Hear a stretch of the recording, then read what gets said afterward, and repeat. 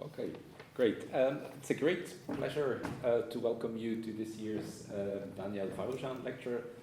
Sorry for the delay, but we're glad that we can start. I'm looking forward to this year's lecture by Dr. Talar Chahinian. I don't have to introduce Taniel Varouzhan to you, but I just briefly want to mention the fact that this lecture is held here in Ghent because Varouzhan was a student in Ghent at the beginning of the 20th century. He studied political sciences here in Ghent. He probably would have seen this building, which was around at that time, although the engineers are located here. He, in his trajectory as a poet, his visit to Belgium was important in expanding his access to Western European literature, to Western art, although he explicitly said that he much preferred sunny Venice to grey Ghent. But at least today there is a little bit of sunshine.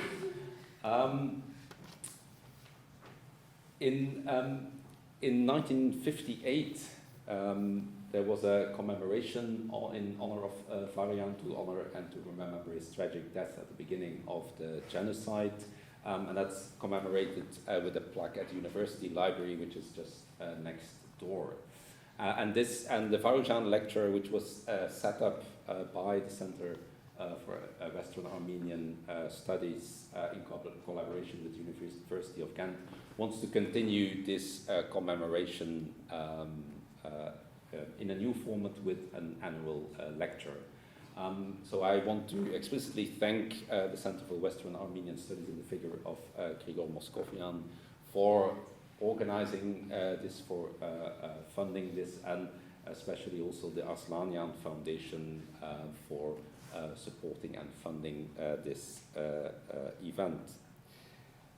Before I introduce this year's speaker, just a small note of housekeeping. In the room next door, there will be an astronomy lecture for young children at 6 o'clock. They actually wanted to have this room because this is called the Kepler room, so it would be very appropriate. But around in 6 o'clock there might be a bunch of young children walking on that side, and they will be told to be silent, but you know how young children are. So apologies for that. So it's a great pleasure to introduce Dr. Talar Chahinian here as this year's speaker.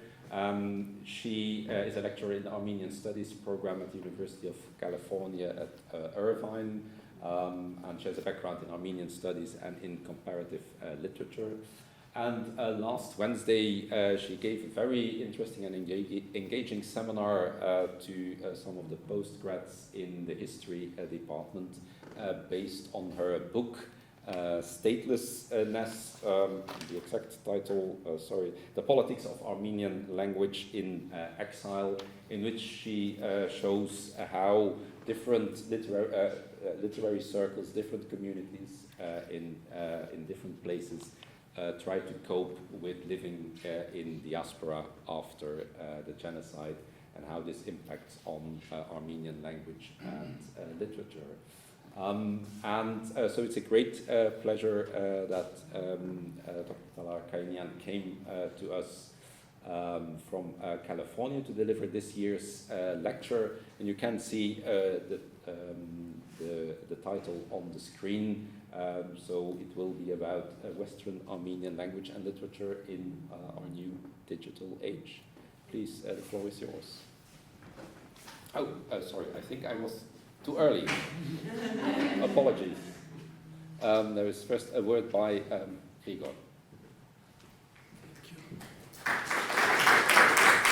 Բարև սիրելիներ,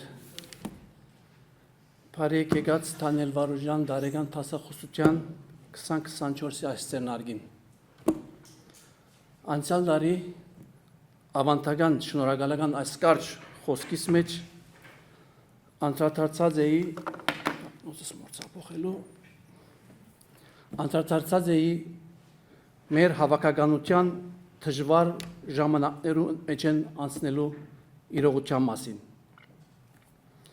Այս բեմեն չարադեսիլ կալիքիմը չարակուշակ վհուգը պիտի չուզեի ելլալ։ Այսօր Վարուժանի համասարանի այս ամբիոնեն պիտի ուզեի կարևորել մշակութային գղզյակներու ստեղծումի կարևորությունը, որոնք գրնան դառնալ այն բնավայրերը, ուր մարդկային արժեքներու գարչածության վճռագամությունը կստեղծե բնական պատնեշը քայքայվող միջավայրի պատուհաստերուն թեմ։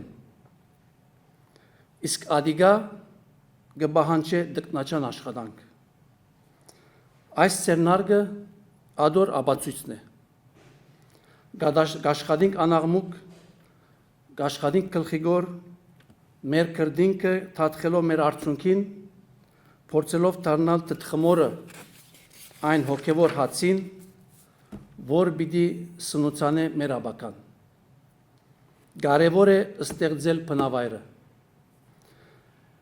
Մեր շուրջը ծավալվող իրադարձությունները չեն, որ պիտի աստեն մեր գործունեության հարաճընթացի գշույթին ու փոխանցության ուղղվածության վրա եւ պիտի չմտակնեն մեր տեսլականի հորիզոնը։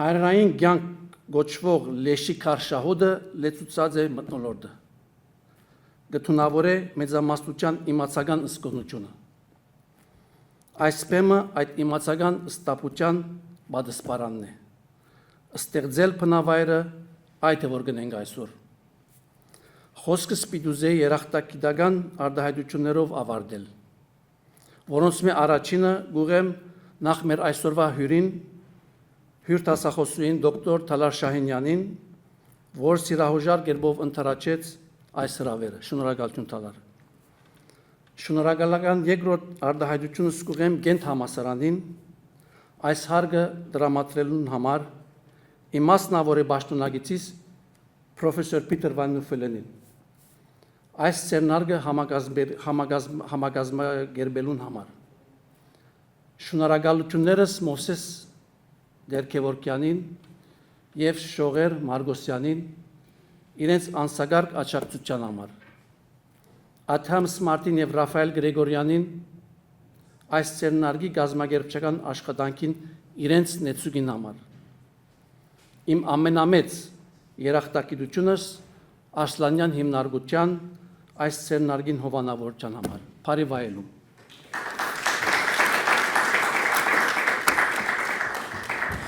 Հրամետալը։ All right, Pari Erego, good evening. It's a real pleasure for me to be here among you today.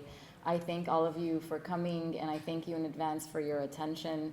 I'd like to thank Krikor and Peter as well, and by extension, the Center for Western Armenian Studies in the University of Ghent for this invitation. As a scholar who thinks about Armenian language in exile, it's a treat to be in an institution and a structure that has housed, in many ways, Taniel Varouzhan a little over a century ago, who was probably here thinking about those same topics and issues that we'll be together thinking about today. So my talk is entitled The New Hybrid Armenian Language and Literature in the Digital Age.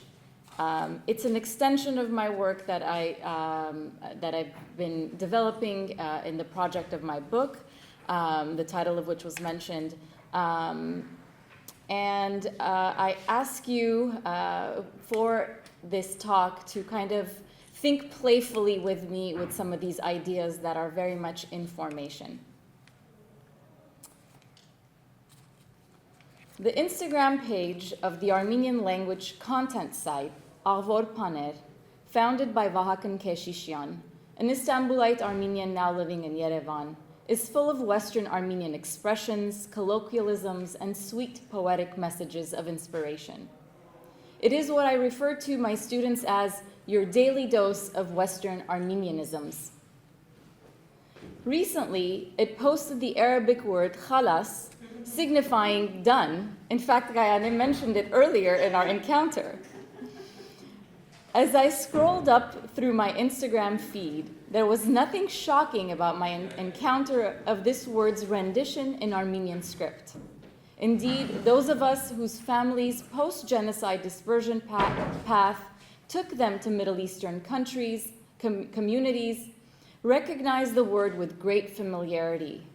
And if we happen to now live in the West, the word further signifies a nostalgic marker as a trace of our dual displacement over the course of the 20th century.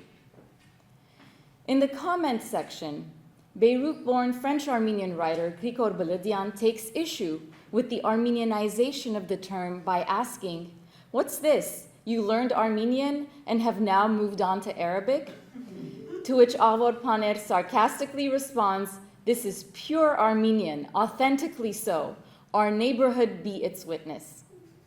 This playful online banter, in evoking notions of linguistic purity, reveals competing language ideologies surrounding Western Armenians' vitality, which at their core hold the question, what constitutes digital Armenian? The very framing of which implies a subsequent, perhaps more repressed version of the question, what variant of Armenian is worth fighting for in the digital age?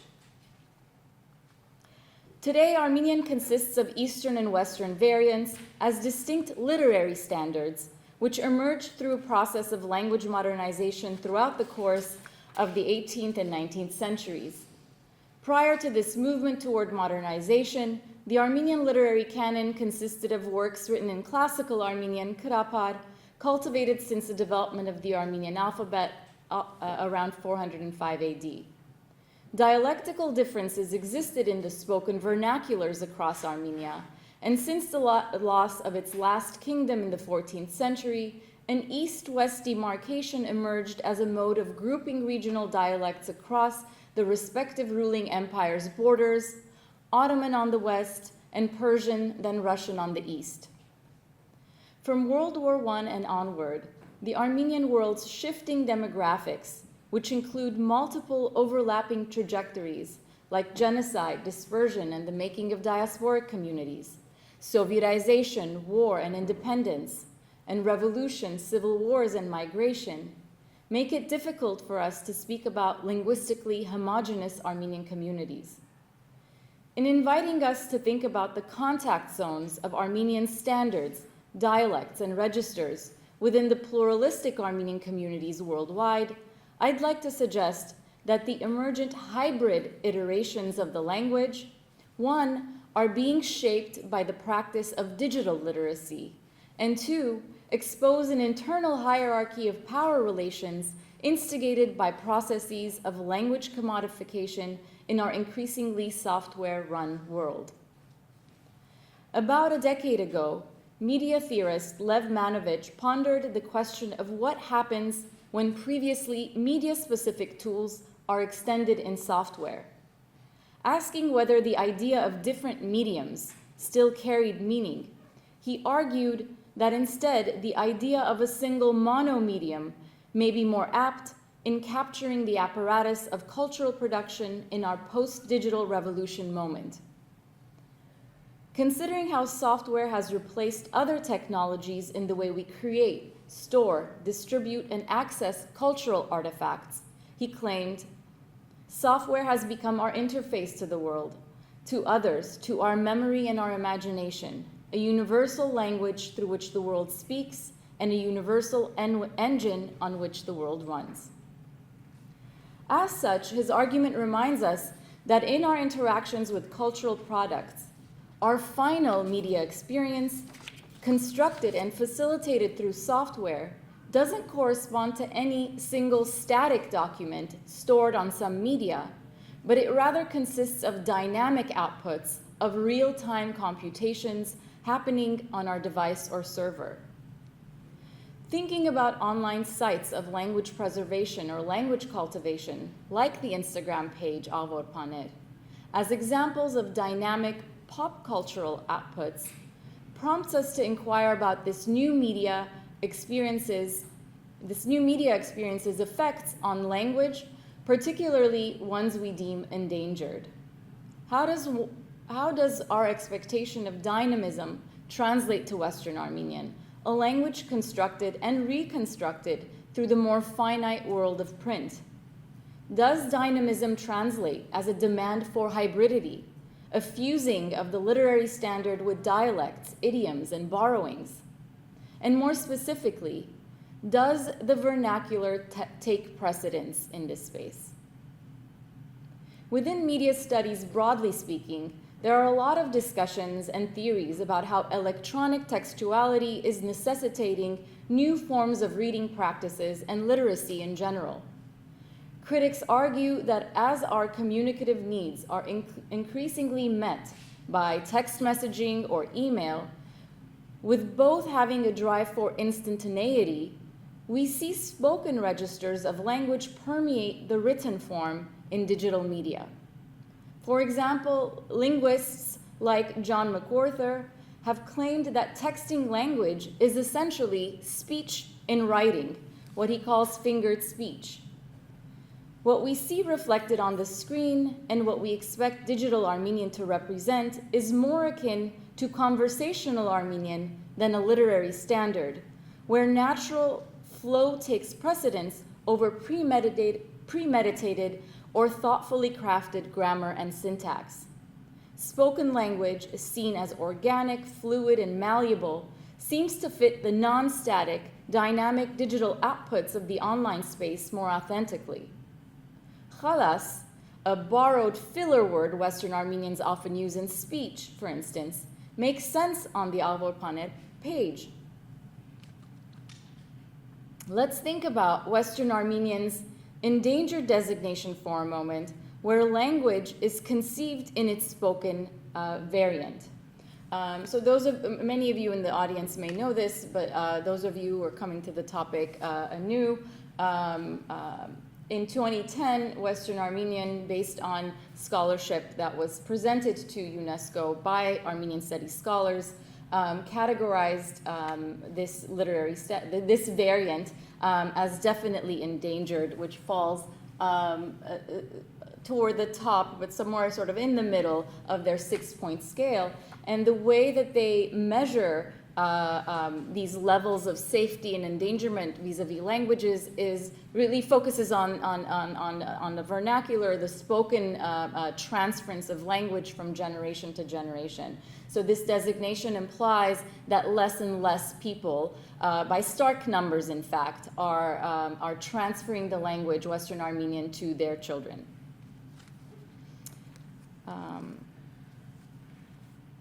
How is the phenomenon then of digital textuality playing out for or in Western Armenian?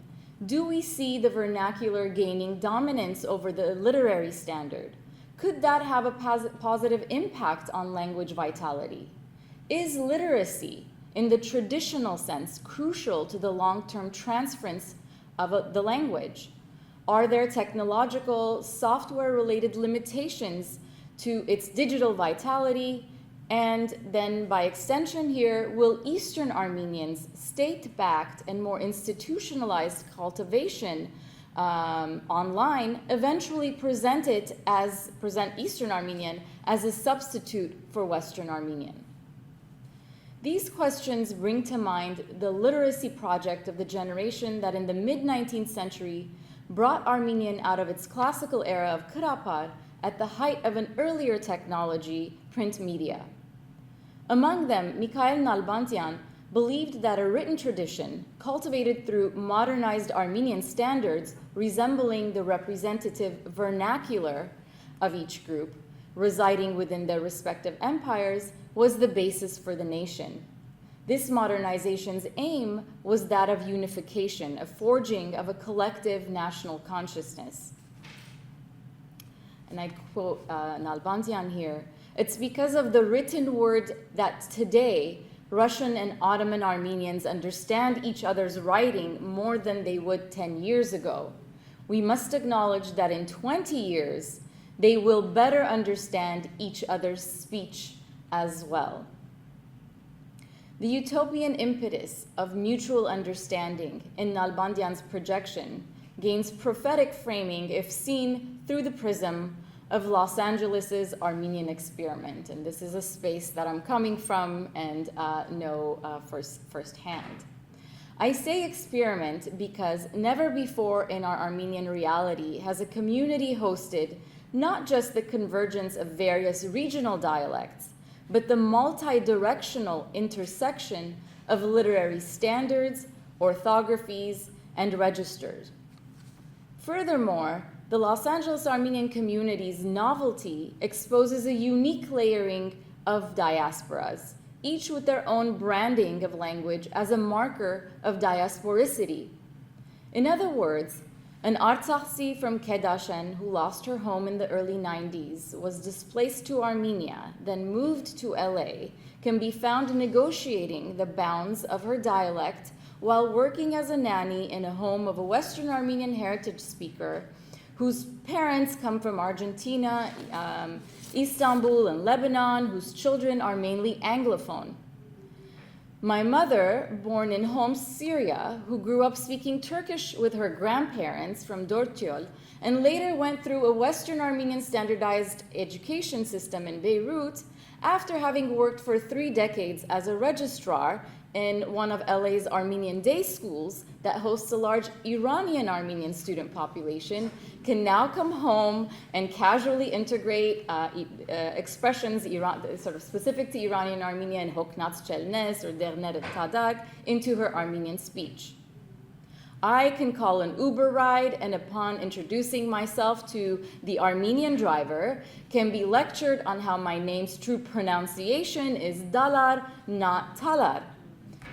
In the context of these casual interactions is a subtext of sociolinguistic exchange that its participants are usually not aware of, and that inevitably draws new hierarchies of language use and identification. Now in its 6th decade in the making, Los Angeles is a hub of multiple contact zones for varieties of Armenians and an incubator of assimilations and hybrids that are bound to arrive from these interactions. Recent estimates place the Armenian population of Los Angeles at around 750,000 to 1 million, and these figures are really difficult to pin down. The linguistic plurality that this community engenders quite literally spills over to the streets. You can hear an intermingling of dialects in public spaces like sidewalks, in restaurants, or at the market. It is so ubiquitous that for an Armenian Angelino, its presence occurs unmarked. Only when seen in a written, printed form can it sometimes strike an acute observer as a novelty. Let's take a look, for instance, at the welcome placard mounted on the side of a non-Armenian Episcopalian church on Glendale's Brand Boulevard, which is written in the standard Eastern Armenian, classical orthography, with orthographic typos or reformed orthography, as well as classical Armenian expressions commonly used by Western Armenians seeping through at times. I've highlighted some for those of you who can read Armenian and can see the registers. The sort of this intermingling is apparent and sort of casually integrated there. In this culturally pluralistic community of Armenians, the intersections of 2 distinct linguistic forms, with their many dialects, has become the content for satire in recent years. A new wave of comedians has emerged who use their social media platforms to present comic sketches and characters that produce humor by playing with intra-community difference. Their brand of satire often relies on language to highlight intercultural difference, and through its hyperbolized performance reminds us that culture is a social construct. Their comic observations, therefore, at once make sense to the broader hybrid community of LA and confound the expectations of many of its segments. And I think what's striking about this new wave of comedians that take up language as their content is that the audience is not necessarily local, meaning LA or Glendale, but it's transcending so to the transnational scene of Armenian communities worldwide. So I just have up here, and I see some recognition in the audience. But on the comedian side, we have up there a skit, which you can find on YouTube, and sort of they use various social media platforms to place their content or deliver their content to an audience. We have Lori Tatulian in the role as Shake, who is a sort of a Middle Eastern, probably Lebanese Armenian kind of performing that variety of Armenian. We have Mary Basmajian, who is performing, who's known to have a character named Vartush Tota, who performs a Yerevanian kind of Armenian. And we have Helen Kalagnamas, who is in her role of Hermik, is performing an Iranian Armenian variety of speech. At the bottom, we have Arman Margarian, who came to fame on Instagram, but now also packs of huge auditoriums. The majority of his Instagram sketches consist of observational comedy performed through the figure of any Armenian guy. He also has Tamar, the Lebanese Armenian fitness instructor, with particular expressions that would be true to that stereotype, for instance. Facilitated by his versatility in both Western and Eastern Armenian, and this is sort of a feature of his comedy, his sketches often play on his diverse Armenian audience's perceptions of other Armenians.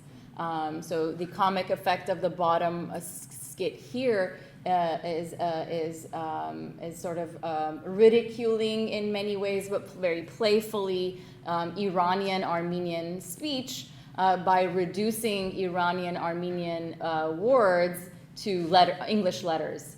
So here it's RB, SCBD, RV, and we just see it through a series of English letters appearing on the screen as this mother is yelling to her child. Their skits suggest that within the space of Los Angeles, the Los Angeles community, stereotypical perceptions signal a recognition of shared space rather than offense. In other words, the performance of intercultural difference, often expressed through language, simultaneously provokes recognition and a sense of incongruity in the diverse audience, which is well versed in the stereotypes on display. This performance places the comedians in the position of laughing with diverse Armenians rather than laughing at them. The fluidity of the linguistic identity evident in this new wave of comedy reminds its audience that culture is constructed through social practices. In this way, the new comedy serves as a unifying force in the diasporic space of LA's Armenian community, and as I was suggesting earlier, over the last decade, we've seen this sort of expand also to other communities and becoming sort of a transnational phenomenon. On the other side of the commercial internet, when it comes to retail, audience is interpreted as a different type of consumer and demands a versatile linguistic performance.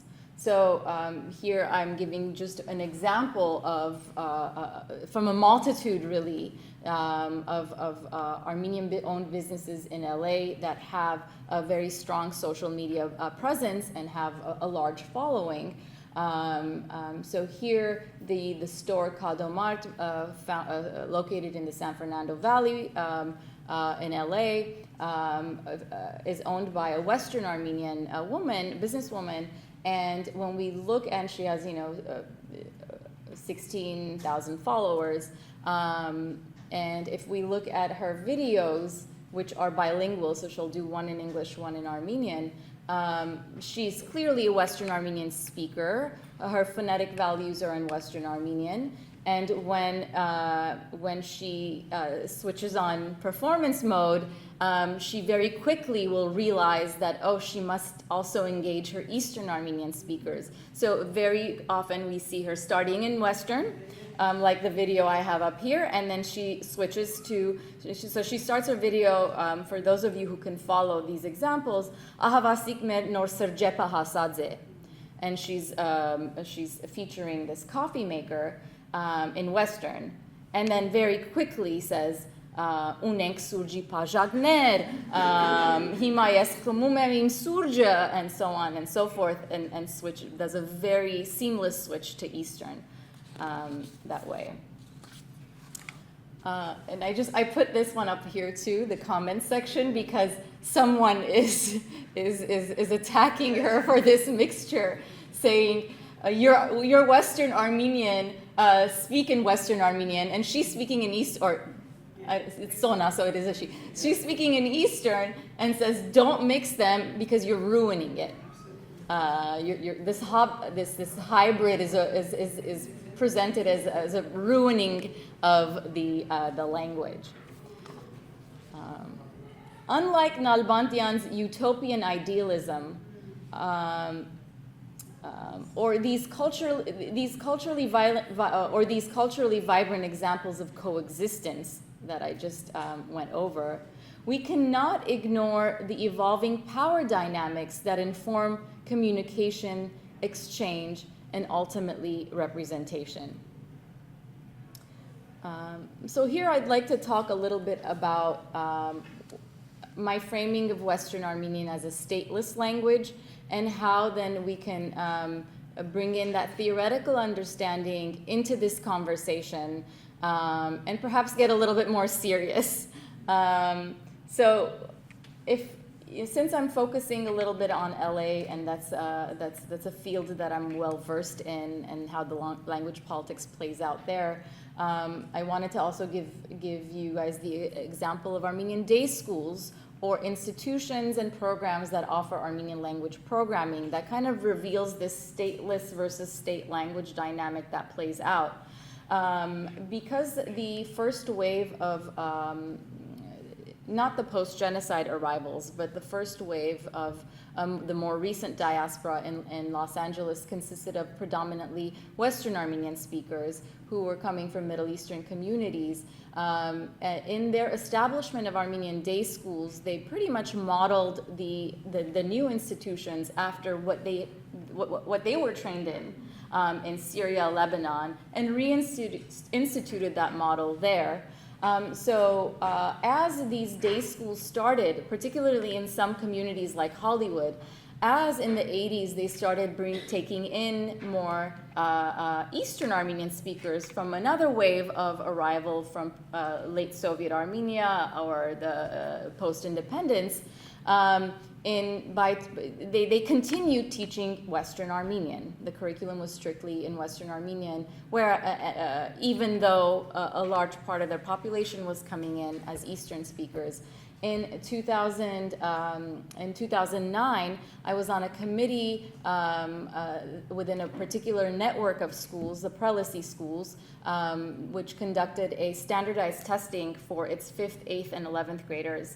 And what was the most revealing finding of that testing in that exam process was that there was seriously a hybrid emerging, because these students were particularly in the schools where there was a really big Eastern population, but the curriculum was in Western. The output was this interesting mixture.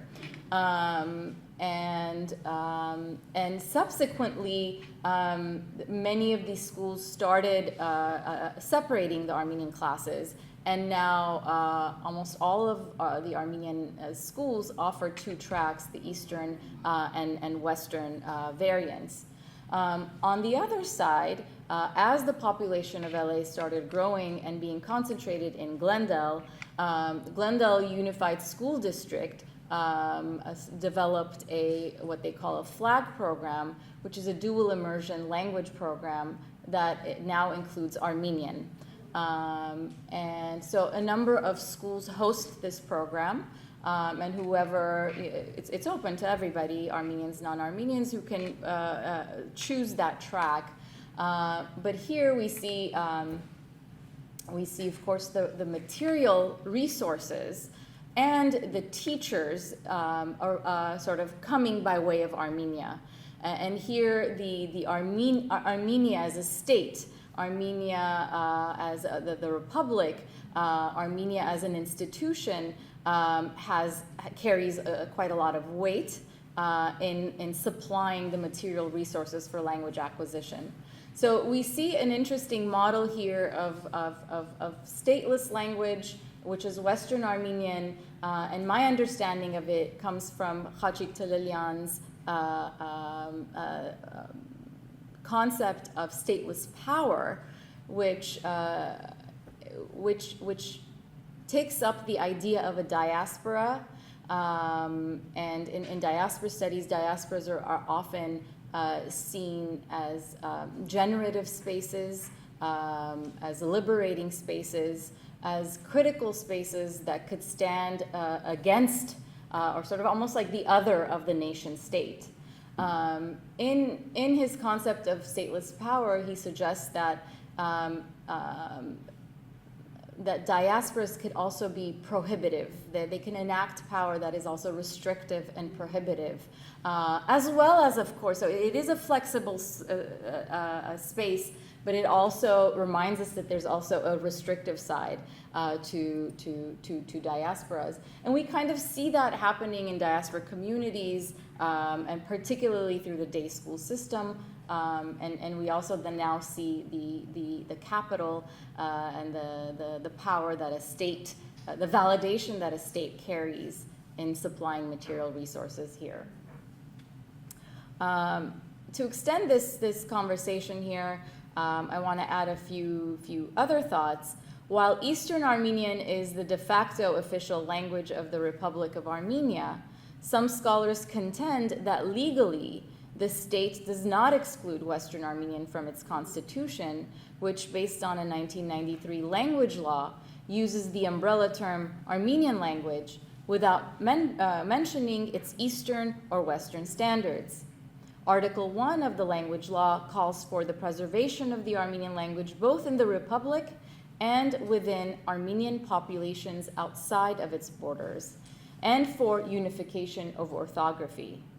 Anahit Donabedian sees the extension of language unification efforts outside of the Republic, and we can take the FLAG program as an example of this, as an attempt to consolidate its Eastern-speaking diaspora through the production of material resources.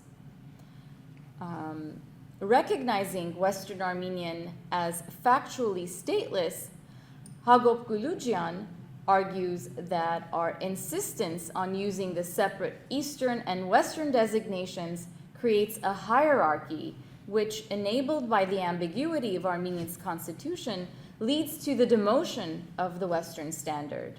To avoid this demotion, he argues, Western Armenian should equally refer to itself as the whole, as simply Armenian. Yet it's hard to ignore that the decades of strategic fashioning Western Armenian underwent in order to precisely call itself that, Eastern Armenian's other. If we take a look at the post-World War II cultivation of literacy apparatus in the Middle East, especially those affiliated with the Writers Association of Syria and Lebanon, which I write about, I research on, it's clear that in the language standardization efforts, intellectuals and writers positioned Western Armenian against Soviet Armenia, claiming that the Soviet Union's imperial aims threatened the Armenian national identity and language. As they developed a national rubric for language and literature in exile, these Western Armenian writers and educators thus believed themselves to be preserving the Armenian language's integrity against the Soviet Empire's colonizing force, with the aim of an eventual return to the historic unified homeland, a campaign that Khachik Talilyan refers to as nation preservation, Askabahpanum. part of what fueled the emphasis on language and literature as a marker of national identity within this campaign was the growing rift between Western Armenian and its Eastern counterpart, owing to the progress the latter linguistic form was making in Soviet Armenia. As part of its program for cultural revolution, Soviet Armenia officially proclaimed Armenian its state language and began to build its cultural infrastructure, which consisted of establishing a national library, museum, theater, university, and so on. And we know of the 1921 decree to eradicate illiteracy and the orthographic reforms that followed. As Eastern Armenian benefited from state sponsorship and built a mechanism of production, publication, and circulation, anti-Soviet intellectuals in the diaspora began to question the motives of Soviet authorities and argued that the language reforms were part of an orchestrated campaign to further separate Soviet Armenians from those Armenians in dispersion. The politicization of the language debate reached a turning point immediately after World War II, when in the midst of the repatriation campaign, many Middle Eastern Armenian intellectuals began to write explicitly against Soviet Armenia, criticizing its refusal to recognize the validity of Western Armenian as part of the greater Armenian culture.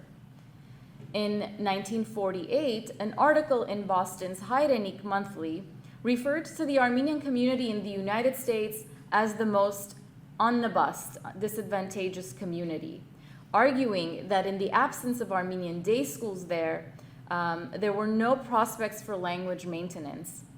Therefore, assessing the Middle East communities as more favorable spaces, political parties there worked toward constructing cultural and educational structures that sought to preserve the language. These newfound educational institutions made a concerted effort to standardize and revivify the Western Armenian linguistic form. In addition to standardization efforts in Armenian day schools, a political campaign designed to prohibit the use of Turkish in colloquial speech within the refugee population was adopted by community organizations. Ultimately, as many scholars have noted, both endeavors forged a linguistically homogeneous group out of a culturally diverse population there. The other catalyst and how this debate developed, or became, perhaps not developed, but became particularly heated, was the warring conferences. And I just want to share two quotes from each as representative of what the limits of that debate were and what the competing ideologies were here. At the 1946 Congress of Soviet Armenian Writers Union, where a few diaspora writers were invited, the central debate was really the fate of the Western Armenian linguistic form. This is sort of what emerged from it.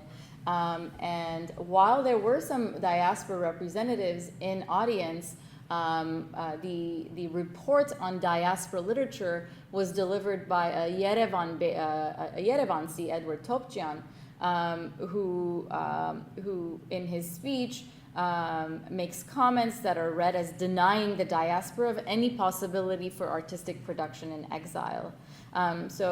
He says, over the last 30 years, the Armenian people who were uprooted from their fatherland passed through the roads of suffering and bore countless grievances and deprivation. Artistic literature shared the people's fate, bearing the deadly stamp of alienation. He goes on to say, this literature, which is detached from its homeland and its people, has no prospect for development. True art can flourish only if it is intimately fused with the motherland and its people. As you can imagine, this sort of a marking of Western Armenian literary production with an expiration date with sort of a death stamp angered quite a number of diaspora writers and intellectuals, particularly those who were already politically positioned against Soviet Armenia. And so a group of them then organized themselves as the Writers Association of Syria and Lebanon, and organized a counter conference, which took place in Lebanon, Shtora, Lebanon, in 1948, where we really see the project of diaspora being constructed and very carefully orchestrated through linguistic standardization and the development of curriculum and centralization of artistic, cultural, literary arts and production. And there, I want to share the quote from Minas Talilian, who writes, who kind of complains about the reforms that Eastern Armenian has undergone and says, we need to fight against the linguistic barbarity with extreme meticulousness and to the point of being condemned. And makes a case for ensuring Armenians, Western Armenians' longevity, and says, one day, if we gather in our fatherland, perhaps our languages will become one. The unrecognizable state of Soviet Armenian language forces us to care for our language so that one day we may offer the necessary antidote. Here, Talilian reverses the critique of Western Armenian as a language incapable of sustaining itself in exile, that was delivered in the 46th Congress, and presents Eastern Armenian of Soviet Armenia as endangered. While these clearly divided language ideologies shaped Armenian cultural production for much of the latter half of the 20th century, over the last several decades, the increasingly layered and diverse Armenian communities, both in Armenia and in the diaspora, have produced new contact zones between the Armenian language's Eastern and Western forms. In the literary arts, much like the popular front of LA's comedy scene, this new proximity and intermingling of dialects and their literary standards have resulted in works that imagine an audience of hybrid speakers. Back in 1911, when the Western Armenian writer Taniel Varouzhan, the namesake for this lecture series, ponders on the future possibility of such an intermingling, this sort of a hybridized space, he completely dismisses it, saying, let us for a moment ignore the three main hindrances to such an assimilation: the populations, the literary past, and the deep linguistic distinctions, and throw the Eastern and Western dialects into a melting pot. What will come of it? A formless nebulosity, a linguistic jumble, an alchemic composition from which we surely would not receive gold. Fast forward 110 so years, we see contemporary writers engaging in a process of internal translation to create works that are legible to their linguistically diverse readership and represent the effects that frequent linguistic crossings between dialects, standards, and orthographies generate. Let's look, for instance, at Hrair Varaz's Jiv Jiv Twitter poem published in 2022, and Anahit Ghazarian's and Arakel Minasyan's Sahmanakhaht published in 2022. While both texts are, as you can see, available in the form of printed books, they clearly maintain traces of their digital engendering. In fact, they both present digital literacy as an enabling tool for their exploration.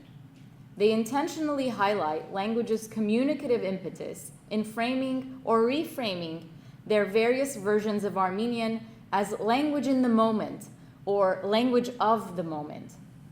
Anahit Ghazarian's and Arakel Minasyan's Sahmanakhaht develops a series of back and forth communication, at times in the form of text messages, and at times in the form of longer conversations exchanged within a shared Google Doc.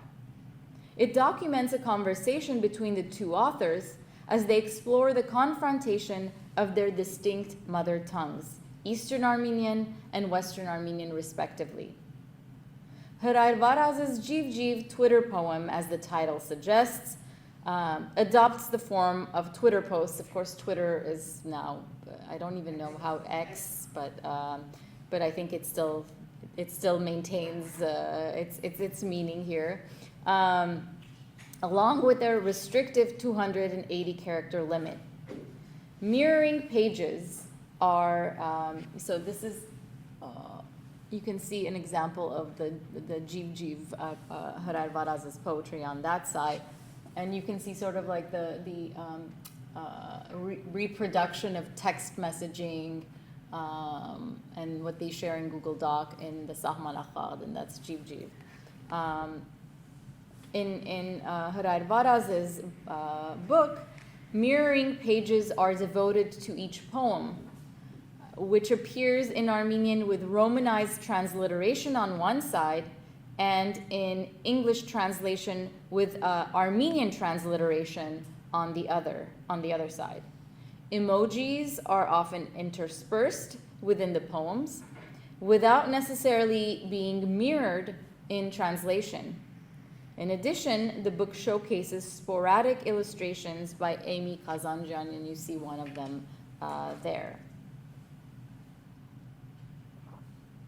Both Sahmanachat and Jiv Jiv employ the linguistically loose structure that we associate with digital communication to bring the Armenian written language to their texts closer to casual speech. Hrair Varaz opens Jiv Jiv by clearly positioning the project's aim as the promotion of Armenian language use, and subsequently its implicit resentment of the literary standard's rigidity.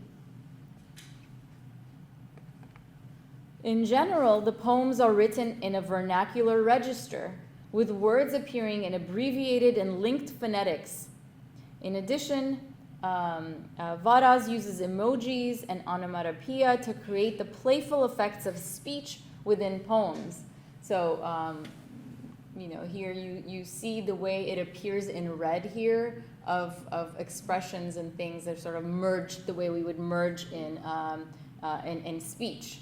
Kovnate, kovanalte is how we would write it, but he writes it as we would speak it by omitting some, consonants and so on.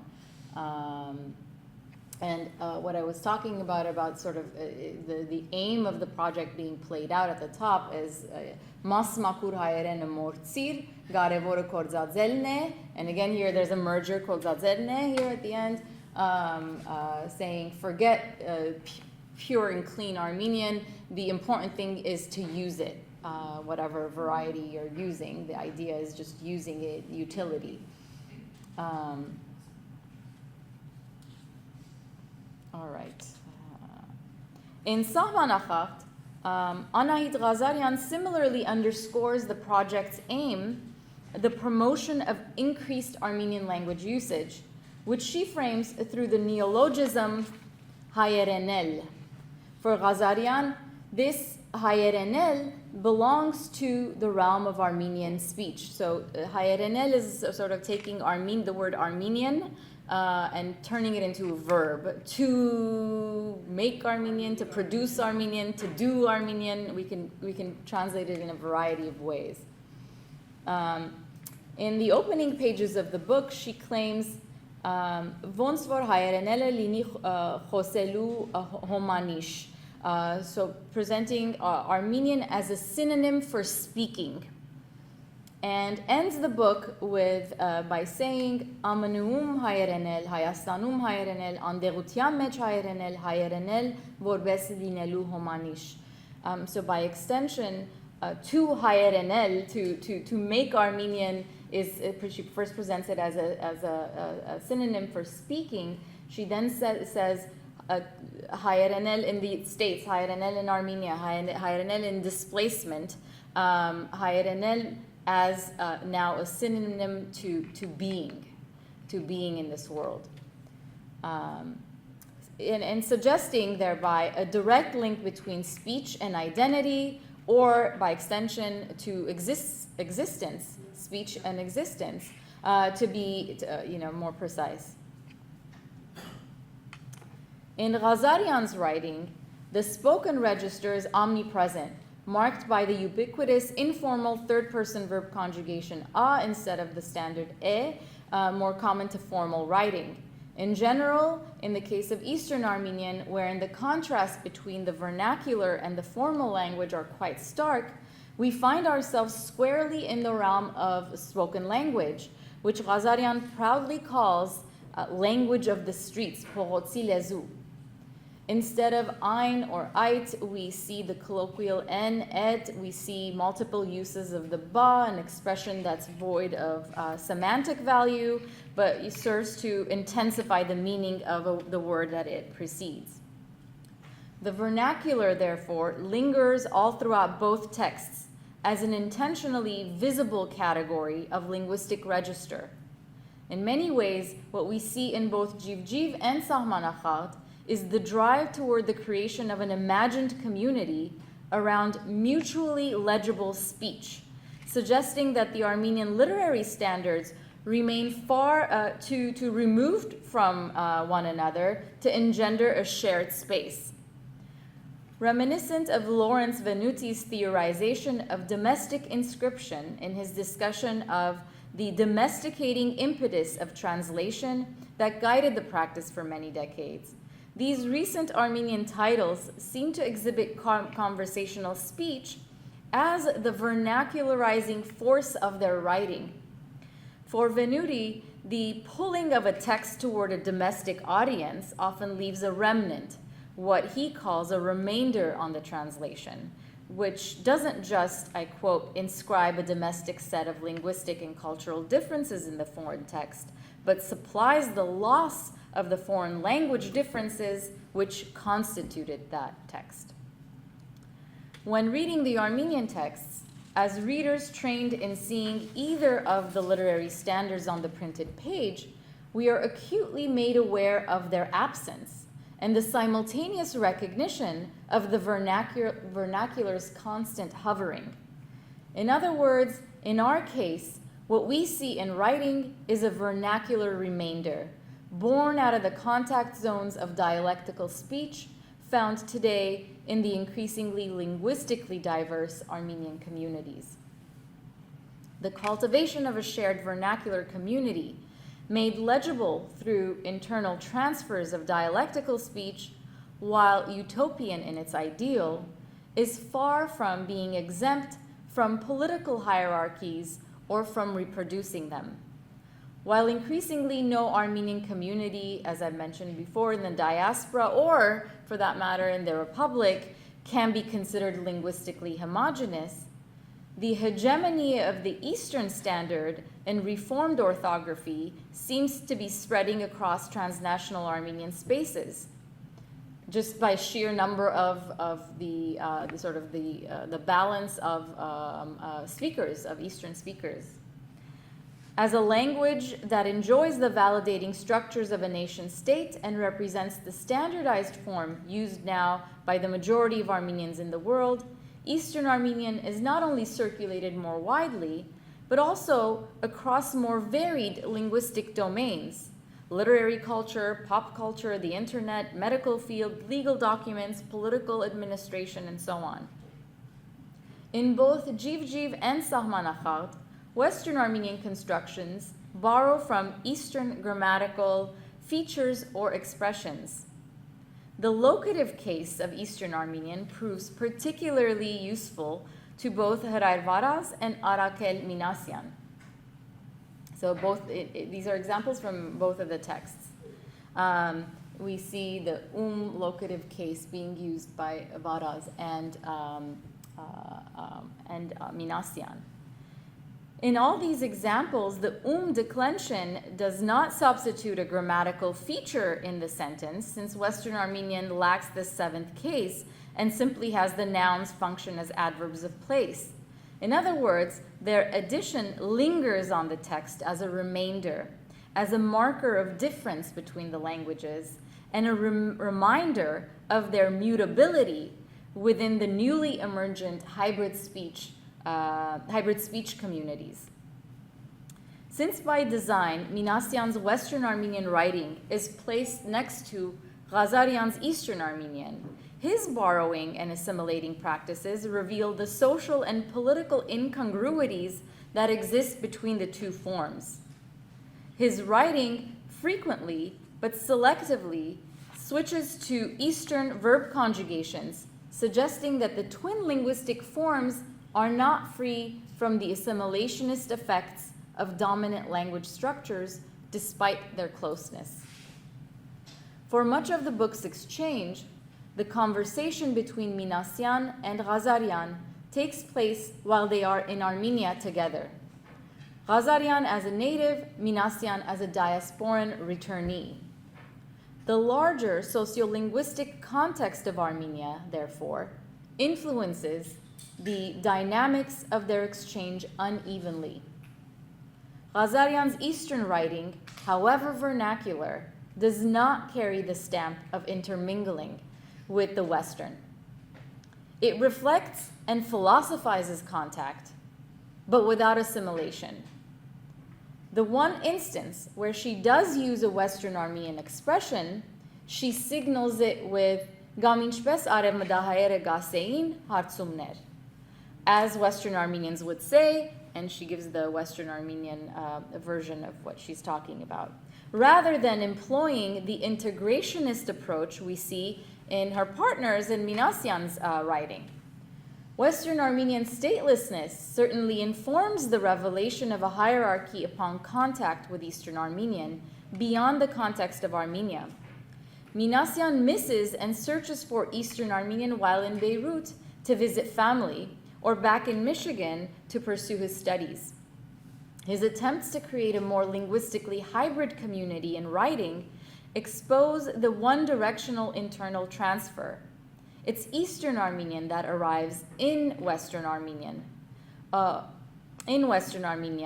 For the latter's exilic nature inevitably marks it within a narrative of loss. As I mentioned earlier, Eastern Armenian, over the course of the 20th century, lost its dialectical variants due to standardization efforts in survivor communities in the Middle East. And at the turn of the 21st century, it began losing speakers, signaling a dramatic fall in its transgenerational transfer rates that have labeled the language endangered, as we saw earlier. So Minasyan's borrowing of Eastern constructions could be read as an attempt to create a speech community in a language that has been historically stripped of one. As such, it could be read as a compensation for what the language has lost. In various instances, Minasyan mourns this loss by reflecting at his own language's deteriorating capabilities.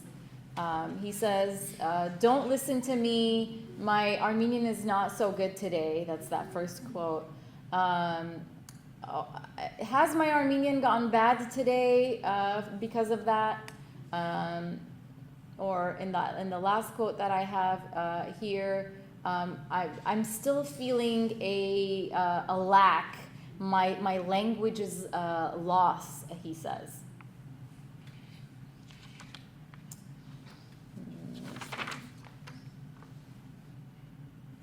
Sorry, I lost my place in going to the slides. Okay, yes.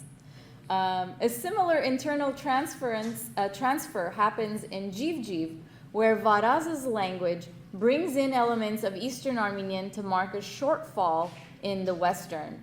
In this case, it's Eastern Armenian's reformed orthography that at once domesticates the text for hybrid Armenian readers and deterritorializes the Armenian language for speakers of both standards. In fact, the driving logic of Varaz's poems is spelling freedoms. You see at the bottom of each page, actually this is reproduced at the bottom of every page, written with spelling freedoms, this disregard to orthographic rules. In other words, Varaz intentionally adopts a phonetic approach to writing, which in the case of his native Western speech has over the centuries collapsed some of its phonetic variances and has two letters for the t, k, ts, p, ch sounds. So these examples here in writing reveal in the black the quotations I've pulled from his poems, and in the red we see the actual orthographic render, what they would be, what the word is, versus the black is his rendering, which is just purely phonetic with the disregard to orthographic rules.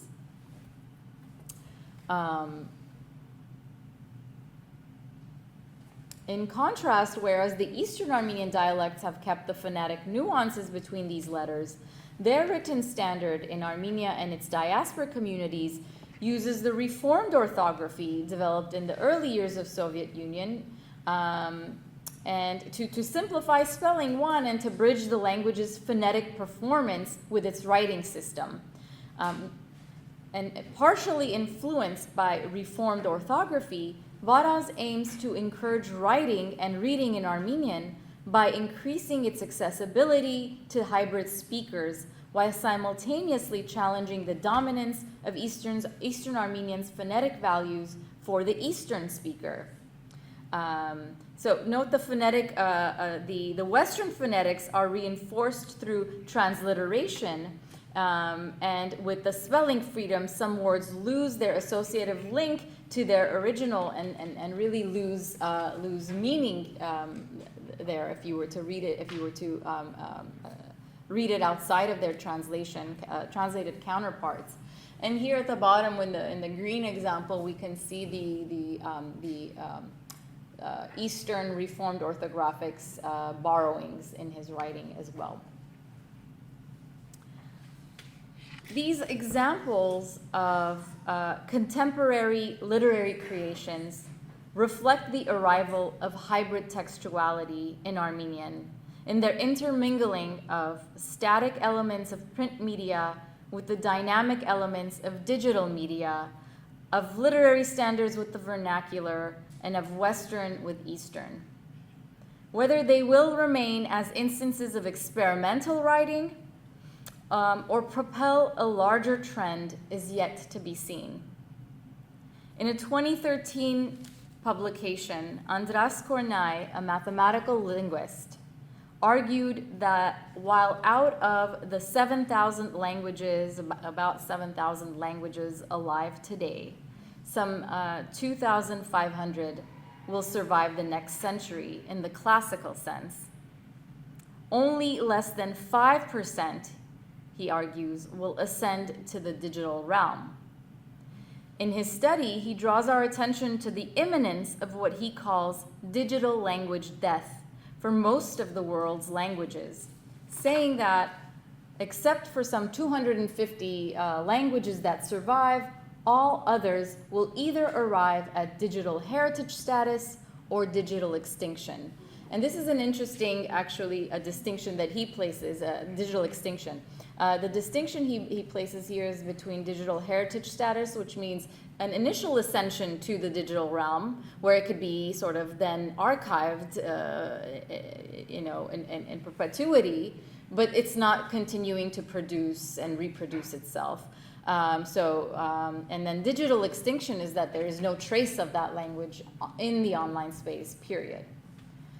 So if we take Kornai's projection as a thought experiment to discuss Armenian language vitality, we may argue that Western Armenian in general, and in particular Western Armenian, has already achieved digital textuality, forever ruling out the possibility of digital extinction. Whether this digitality will develop into digital ascension or keep the language locked in digital heritage status could depend on how we curate intralinguistic contact and emergent hybrid iterations of the language. Given the internet's commodifying impetus, within which framework Eastern Armenian holds more linguistic capital, and given digital media's predisposition toward vernaculars, within which framework imperial languages will inevitably fare longer, I am compelled to conclude my presentation today by cautioning against a full embrace of the vernacular in Western Armenians' digital ascension, and suggest instead a congruent cultivation. I'm not saying just do away with the vernacular, but a congruent cultivation of literary textuality also online. Thank you.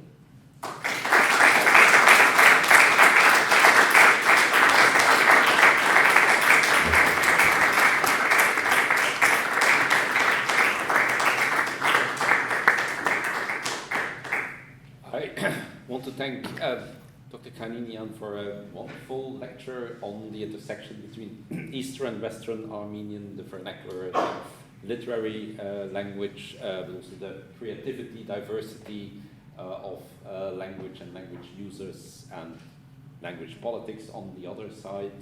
And we in Belgium, we know a few things about language politics, but I think you Armenians beat us in that. It's time to bring this year's event to a close. I want to thank all the audience here, the audience online as well, for being present.